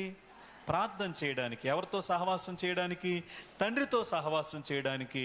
ఆయన ఎంత బిజీ ఉన్నా, ఎంత పనున్నా, ఎంత సేవ చేసినా తండ్రితో గడపడానికి ఆయనకి సమయం ఉంది. ఓ మాట అడిగిన మిమ్మల్ని, కొంతమందిని ఈరోజు ప్రార్థన చేసుకున్నావా అంటే లేదండి అంటాం. ఎందుకు చేయలేదంటే కవర్ చేసుకోవడానికి ఓ మాట అంటాం, టైం లేదండి. చెప్పండి, ఏమి లేదంట? చెప్పండి ఏం లేదంట? నిద్రపోవటానికి టైం ఉందా? నిద్రపోవడానికి టైం లేదా? ఉంది. టిఫిన్ చేయడానికి, భోజనం చేయడానికి టైం లేదా? ఉంది. మరి ప్రార్థన చేయటానికి ఏమి లేదు మనకి? నిజం చెప్పండి, మనకి పిహెచ్డీలు ఇవ్వాలా లేదా దేవుడు? నిజంగా మీరే గొప్పోళ్ళు. యేసు ప్రభు అయితే ఆయన నాకంటే మీరే గొప్పోళ్ళు అనాలేమైనా. ఎందుకంటే the most busiest person in the world is Jesus. ప్రపంచంలో ఎక్కువ పని ఒత్తిడి కలిగిన వారు ఎవరంటే యేసు ప్రభువే. ఎందుకంటే ఆయన ఎక్కడికి వెళ్ళినా ఆయనతో పాటు ఎవరు వెళ్ళిపోయేవారంట? జనసమూహం వెళ్ళిపోయేవారు, శిష్యులు వెళ్ళిపోయేవారు. ఆయన బోధ వినడానికి, ఆయన ప్రార్థన చేయగా అద్భుతాలు చూడడానికి ఎంతోమంది వెళ్ళిపోయారు. అంత బిజీలో కూడా ఆయనకి ప్రార్థన చేయడానికి ఏముంది? టైం ఉంది. మనకేమి లేదు. అందుకే మనకేమి ఇవ్వాలన్నా అవార్డులు ఇవ్వాలి. యేసు ప్రభు ఇవ్వాలేమో స్వయంగా, నాకంటే మీరు గొప్పోళ్ళని. నవ్వుతూ చెప్తున్నాను కానీ నా హృదయం సిగ్గుతో చెప్తుంది ఈ మాట. సిగ్గుతో. నేను ఒక సేవకున్నే గనక సిగ్గుతో చెప్తున్నాను ఈ మాట. ప్రపంచంలో గొప్ప సేవకుడైన ఆయన ప్రార్థన చేయట టైం ఉంది. ఈ మాట మనందరినీ హెచ్చరించాలి. ప్రార్థన చేయడానికి టైం లేదనే మాట మన డిక్షనరీలోంచి పోవాలి, మన జీవితంలోంచి పోవాలి. ఆ మాట, ప్రార్థన చేయడానికి నాకేమి లేదు, టైం లేదనే మాట మనం ఎప్పుడు అనకుందుము గాక. ఆమేనండి. ప్రార్థన చేయడానికి టైం లేదనే మాట మనం అనకుండా ఏకాంత సమయం కలిగి దేవునితో మాట్లాడాలి. ఎన్ని మాటలు చెప్పుకున్నాం? 3. రహస్య ప్రార్థన జీవితం ప్రభావితంగా ఉండాలంటే మొదటి మాట బిగ్గరగా చెప్పండి, ఏముండాలి? సహవాసం. రెండోది భయభక్తులు. మూడోది ఏముండాలండి? ఏకాంతము. 4వ మాట ఏంటంటే, రండి చూపిస్తా. మత్తయి సువార్త, మళ్ళీ వెనక్కి రండి. మత్తయి సువార్త 6వ అధ్యాయం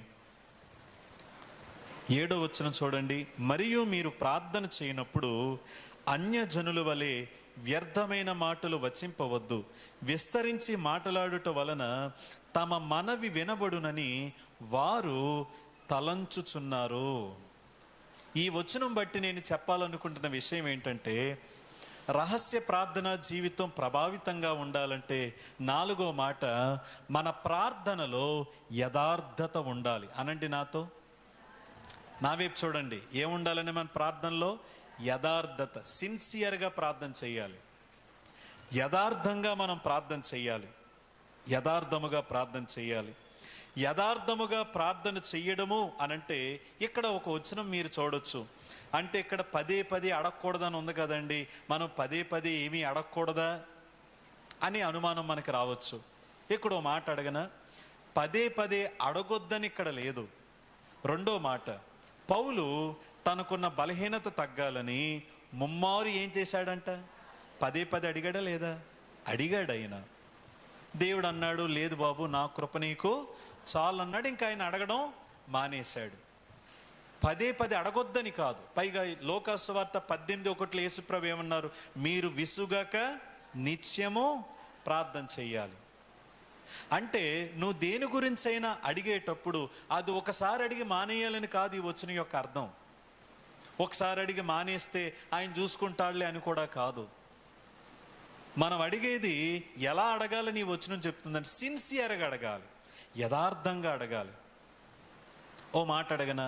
మన ప్రార్థన మారుతూ ఉంటుందా, ఒకేలా ఉంటుందా? మారుతూ ఉంటుందా, ఒకేలా ఉంటుందా? ఒకేలా ఉంటుందా? మారుతుంటుందా? నేనేమంటాను తెలుసా? మనలో ఎక్కువ మంది ప్రార్థనలు నేను ఎప్పుడు వాడే పదం అరిగిపోయిన. మన ప్రార్థనలు ఏంటి? అరిగిపోయిన క్యాసెట్. ఎప్పుడు చూసినా అదే, పొద్దున్నదే,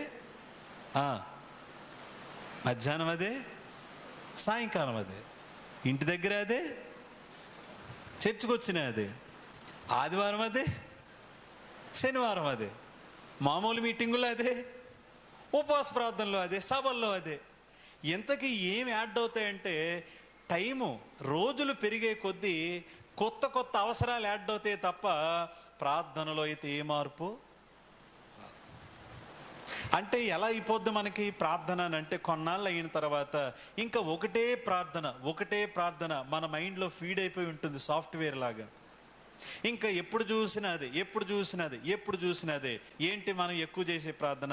ప్రభువా నన్ను దీవించు, కొడుకుంటే నా కుమారుణ్ణి దీవించు, కూతురుంటే చెప్పండి, మాట్లాడండి అమ్మా, నా కూతురుని దీవించు, భర్త గారుంటే నా భర్తను దీవించు, మాట్లాడరేమ్మా, వ్యాపారం ఉంటే వ్యాపారం దీవించు, వ్యవసాయం ఉంటే వ్యవసాయం దీవించు, పిల్లోడు చదువుకుంటే చదువులో సహాయం చే, పరీక్షలు రాస్తుంటే మంచి మార్కులు ఇచ్చే.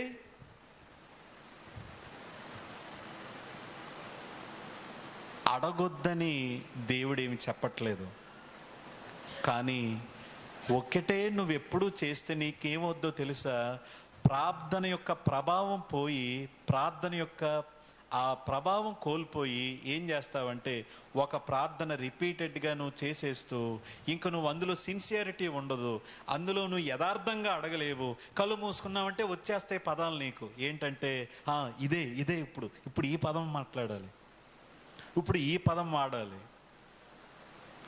అని అవే అడుగుతాను తప్ప ప్రియులారా మన ప్రార్థనలో నూతనత్వం అనేది ఉండదు. నేను అంటాను, మనం మరణించే వరకు మన ప్రార్థనలు మారుతూ ఉండాలి.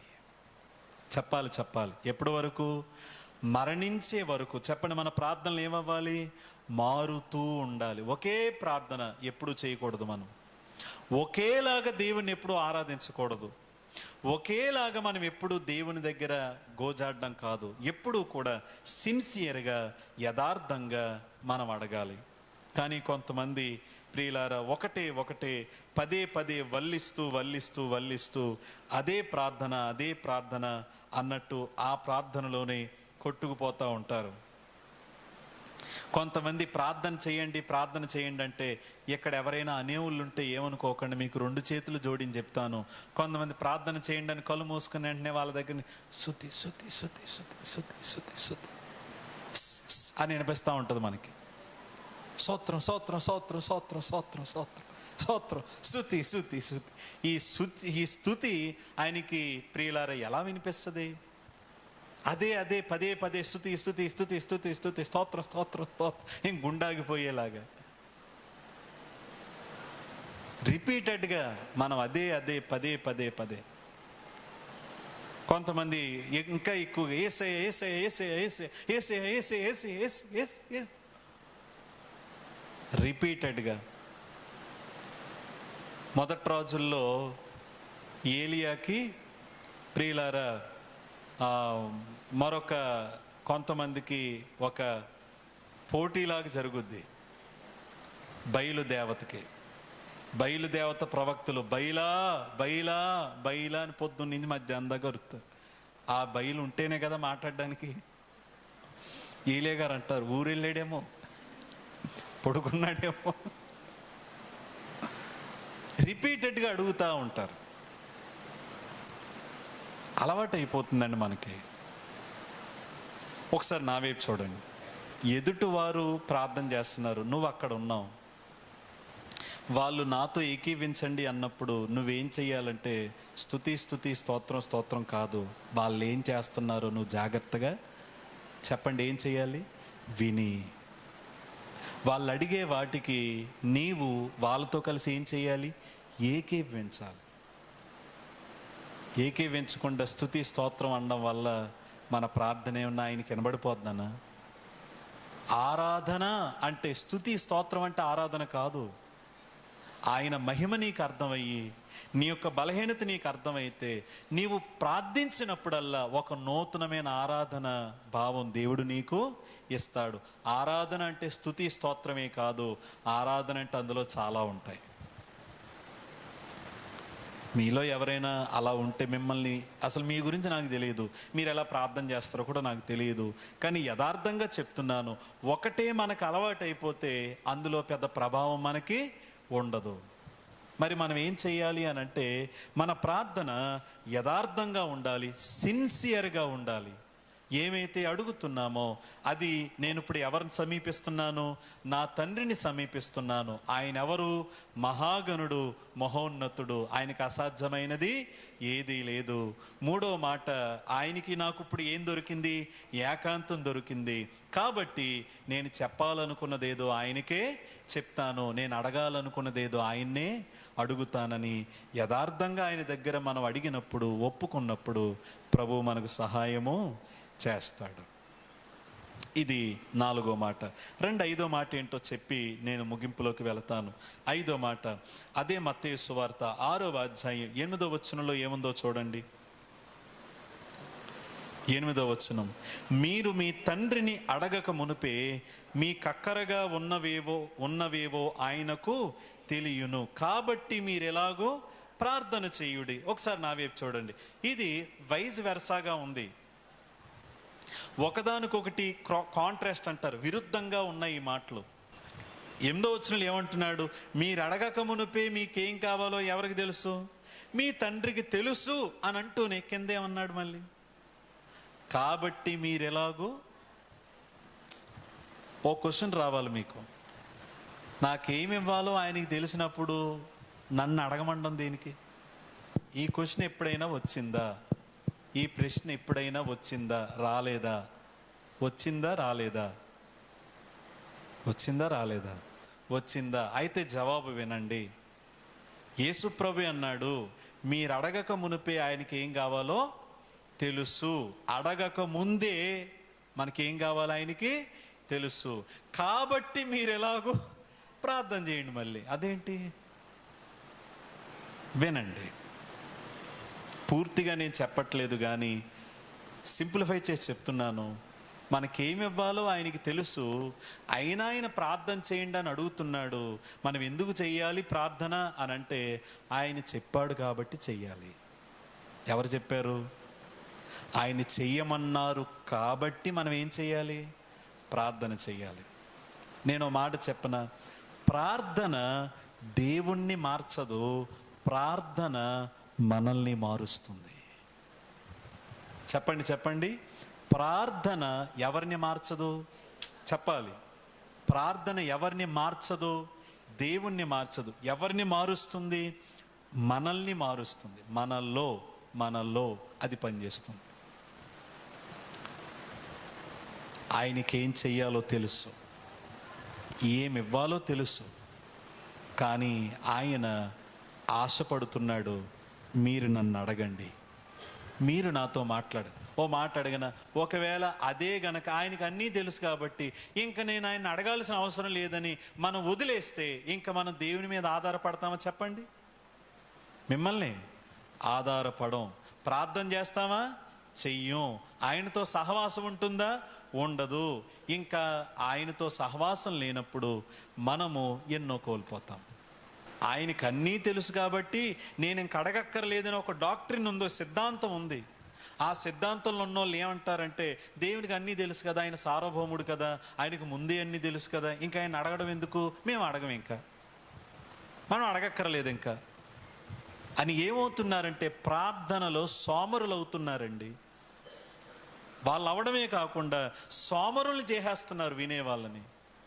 కానీ ఇక్కడ చెప్తున్నాడు, ఆయనే అన్నాడు, మీరు అడగక మునిపే ఆయనకు తెలుసు అనని. కింద ఏమన్నాడంటే, కాబట్టి మీరు ఎలాగా ప్రార్థన చెయ్యండి, అడగండి. మత్తయి 7:7 చెప్పండి ఏంటో. మత్తయి 7:7, అడుగుడి మీకు, అడక్కండి మీకు ఇవ్వబడడం లేదు, అడుగుడి ఇవ్వబడును, వెదకుడి దొరుకును, తట్టుడి తీయబడును. ఆయన మనల్ని ప్రార్థనకు ఆహ్వానిస్తున్నారు గనక మనం ప్రార్థించాలి. బాబ్ క్రో అంటే పవిత్ర గ్రంథం రాసిన ఆ దైవజనుడు ఇలా వ్యాఖ్యానం చేశారు, చదువుతున్నాను వినండి. ఆయన ఇలా అన్నాడు, కొందరు అంటారు మనం దేవుణ్ణి అడక్కముందే మన అవసరాలు ఆయనకి తెలుసు కదా, అలాగైతే ఇక అడగడం దేనికి అని అంటారు. దీనికి జవాబు తేలికే. ఆయన అడగాలన్నాడు గనక మనం, చెప్పండి, ఎవరు అడగాలన్నారు?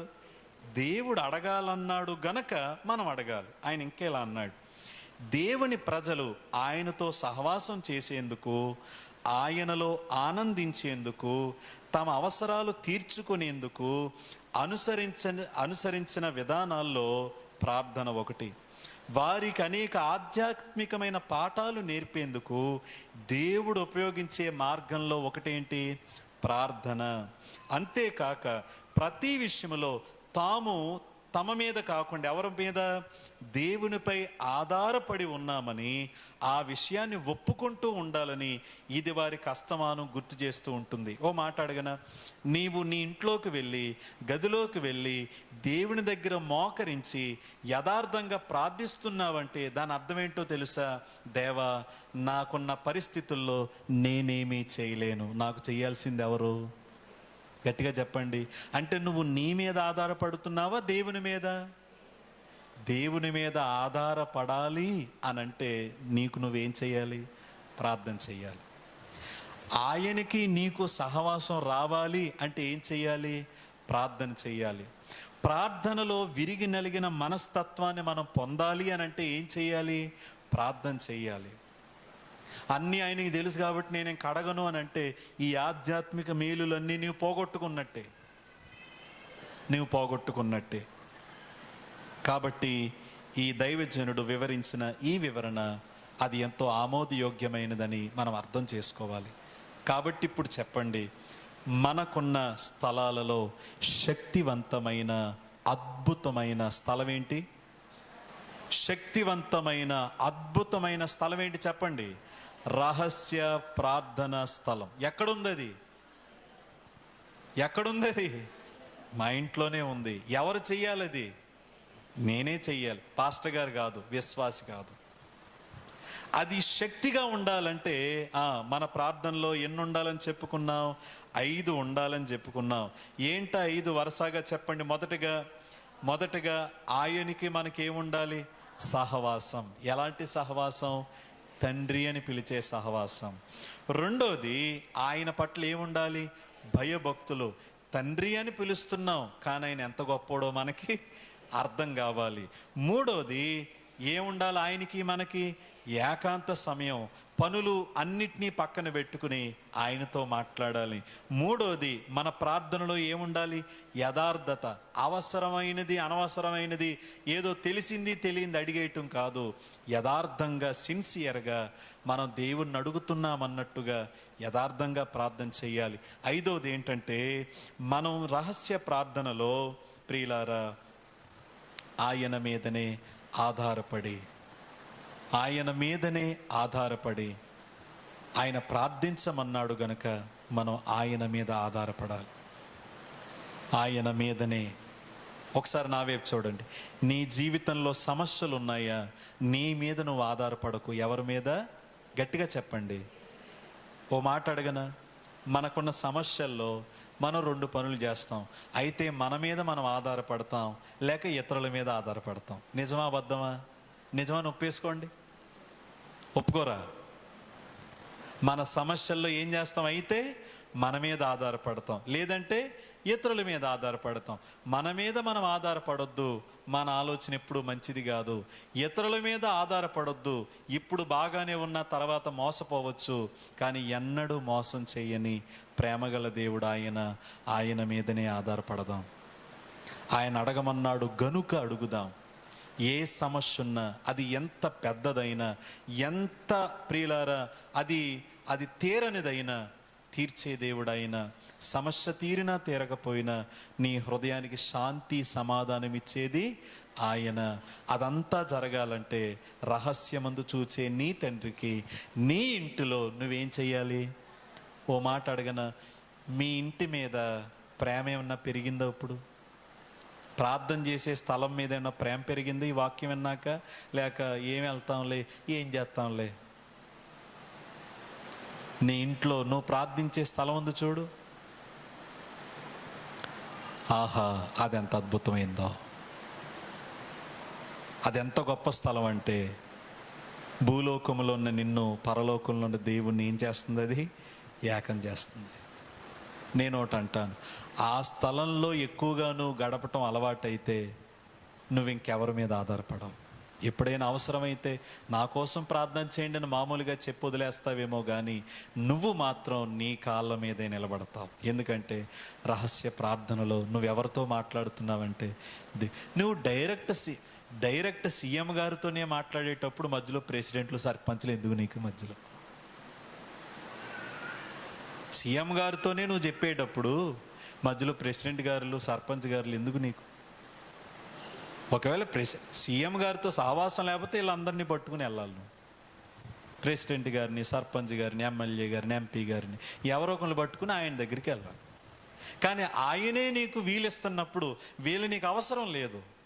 ఎందుకంటే ఈ యొక్క ప్రవేశం నీకెవరిచ్చారంటే యేసుక్రీస్తు ద్వారా ఈ ప్రవేశం మనకు కలిగింది. కాబట్టి దీన్ని వాడుకుందాం. ఒక్క మాట అడగన, ఇదే మన వాళ్ళకి అర్థమైతే మనం మరొకరి మీద ఆధారపడతామా, మన మీద ఆధారపడతాం? మన మీదనే. రండి, ప్రేమిద్దాం, స్థలాన్ని ప్రేమిద్దాం. ఏ స్థలం అంటే చెప్పండి? ప్రార్థనా స్థలం. ఎక్కడుంది ఆ స్థలం? ఇంట్లోనే ఉంది. సరే, చివరిగా రివార్డ్ ఏంటో చెప్పలేదు నేను. మరి ఇలా చేస్తే మరి ఏం జరుగుద్దండి అంటే, ఇందాక చెప్పుకున్నాం, మనం దేవుని మీద ఆధారపడతామని, ఆయనలో మనం విరిగి నలిగి ఉంటామని, ఆయనలోనే మనం ఎదుగుతామని ఎన్నో విషయాలు నేర్చుకున్నాం. అయితే ఇక్కడ యేసు ప్రభు ఆయన చెప్తున్న ఆ మాట ఏంటో చూద్దాం. తీయండి, మత్తయి సువార్త 6వ అధ్యాయం 6వ వచనం. నీవు ప్రార్థన చేయనప్పుడు నీ గదిలోనికి వెళ్ళి తలుపు వేసి రహస్యమందున నీ తండ్రికి ప్రార్థన చెయ్యము. అప్పుడు రహస్యమందు చూచు నీ తండ్రి ఏమిచ్చును? గట్టిగా చెప్పండి. ఇప్పుడు వరకు విన్న పదాల్లో ఈ పదం ఎంత బాగుందో అన్నట్టు ఉంది కదా. ఇది భలేగా ఉంది. ఏంటంటే ఎంత చేసిన తర్వాత ఆయన ఏమిస్తాడంట మనకి? ప్రతిఫలం. చెప్పండి, ఏమిస్తారు? ప్రతిఫలం. వేషధారణతో ప్రార్థన చేసేవారికి వాళ్ళ ఫలం వాళ్ళకు ఉందంట. దేవుడి పైనే చెప్తాడు, యేసు ప్రభు చెప్తారు పైన, వేషధారణతో ప్రార్థన చేసేవారు వారి ఫలము వారు పొంది ఉన్నారు. అది ప్రియులారు దేవుడిచ్చే దీవెనలు కాదయ్యా. వాళ్ళు వేషంతో వారు వేషాలు వేస్తున్నారు గనక దేవుడు వారిని శిక్షించే ఫలాలు అవి. కానీ ఇక్కడ ఎప్పుడైతే ఆయనతో సహవాసం కలిగి, ఎప్పుడైతే ఆయన యందు భయభక్తులు కలిగి, ఎప్పుడైతే ఏకాంతం కలిగి, ప్రియులారా ఏకాంతం కలగడం మాత్రమే కాకుండా యథార్థంగా ఆయన మీదనే మనం ఆధారపడి మనం ప్రార్థన చేస్తామో, ఆయన మనకేమిస్తాడంటని గట్టిగా? ప్రతిఫలం. ఆ ప్రతిఫలం ఇచ్చినప్పుడు నా వైపు చూడాలి. ఆ ప్రతిఫలం 2 విధాలు. ఒకటి, భూమి మీద నీకు ప్రతిఫలం, పరలోకంలో నీ ప్రతిఫలం. చెప్పండి. భూమి మీద నీకు ప్రతిఫలం దొరుకుతుంది. ఎక్కడ? పరలోకంలో కూడా నీకు ప్రతిఫలం ఉంటుంది. జార్జ్ ముల్లర్ అనే దైవజనుడు తన స్నేహితులు మారాలని ఎంతగానో ప్రార్థించాడు. దేవుని కృపను బట్టి ఆయన బ్రతికుండగా ప్రియులారా వారి స్నేహితులందరూ మారు మనసు పొందారు. కానీ ఒక స్నేహితుడు ఇంకా మారలేదు. కానీ డైరీలో రాసుకున్నాడు, అతని కోసం నేను ప్రార్థిస్తున్నానని. అయినా జవాబు రాలేదు. కానీ జార్జ్ ముల్లర్ గారు చనిపోయిన ప్రియులారా ఆ కార్యక్రమంలో ఆ విషయం తెలుసుకున్న స్నేహితుడు తను దేవుని తెలుసుకున్నాడు, యేసు ప్రభుని సొంత రక్షకునిగా అంగీకరించాడు. ఇప్పుడు ఈ ఫలం ఆ జార్జ్ ముల్లర్ గారు ఎక్కడుండి పొందారంటారు? పరలోకంలో. మన ప్రార్థన యొక్క ఫలం ఎక్కడ వరకు ఉంటుందండి అని మీరు నన్ను అడిగితే, అది భూమి మీదనే నిలిచిపోదు. అది ఎక్కడ దాకా వస్తుంది? పరలోకం. భూమి మీదనూ నీకు ప్రతిఫలం ఇస్తాడు, పరలోకంలోనూ నీకు ప్రతిఫలం ఇస్తాడు. ప్రతిఫలము అంటే నువ్వు అడిగిన వెంటనే ఇచ్చేయడం కాదు. ఆయన జవాబులు ఇస్తాడని చెప్తాం. ఆయన అడిగిన వెంటనే ఇస్తారు, లేక లేదు అంటారు, లేక ఆగు అంటారు, లేక ఇస్తానులే తర్వాత చూద్దామంటే ఏం చెప్పినా కూడా ఆయన ప్రతిఫలం ఇవ్వక మానే దేవుడు కాదు. ఇది గుర్తుపెట్టుకో. ఆయన భూమి మీదన ఇస్తాడు, పరలోకంలో ఇస్తాడు. అది జరగాలంటే చెప్పండి, వరుసగా చెప్పండి. మొదటిగా ఆయనకి మనకి ఏం ఏర్పాటు చేసుకుందాం? గట్టిగా చెప్పండి, సహవాసం. రెండోది ఎలా ప్రార్థన చేద్దాం? భయభక్తులు. మూడోది ప్రార్థన చేయటానికి ఏం ఏర్పాటు చేసుకుందాం? ఏకాంత సమయం.